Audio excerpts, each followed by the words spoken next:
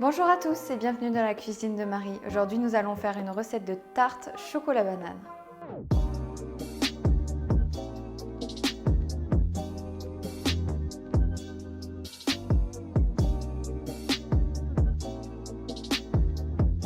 Alors comme d'habitude, cette recette est super simple et au niveau des ingrédients, vous aurez besoin d'un fond de tarte, donc de pâte sablée sans gluten et sans lactose pour ma part. Vous avez la recette qui se trouve juste ici au niveau du petit i.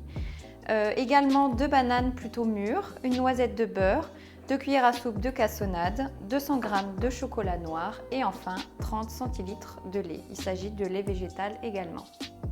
Alors c'est une recette qui va être très rapide, comme mes fonds de tarte sont déjà prêts, il ne reste plus qu'à aller rôtir les petites rondelles de banane avec du beurre et du sucre.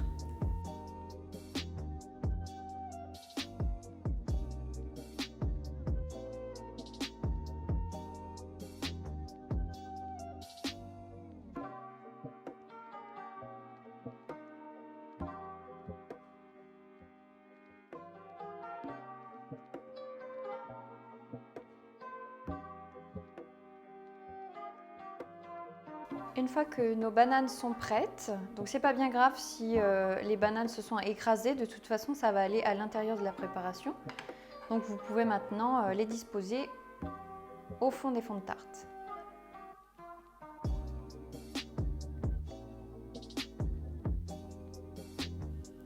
On se retrouve tout de suite pour la deuxième et dernière étape. Il s'agit de faire chauffer le lait et de faire fondre le chocolat.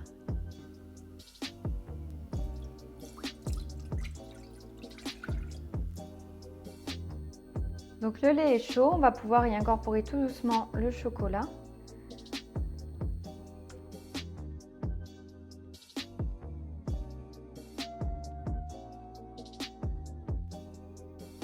Une fois que vous avez incorporé tout le chocolat, laissez bien réduire quelques minutes jusqu'à obtenir une consistance convenable. Alors avant de terminer cette recette et de remplir vos fonds de tarte avec la ganache au chocolat, je vous conseille de laisser refroidir celle-ci à l'air libre pendant quelques minutes ou au frigo. Voici la texture que vous devez obtenir. Donc c'est une texture crémeuse, onctueuse. Regardez bien le trait qui se forme au fond, ça veut dire qu'elle a bien pris au frais. Pensez bien à la laisser quand même quelques minutes pour ne pas imbiber la pâte lorsque vous allez remplir vos moules. On va pouvoir verser.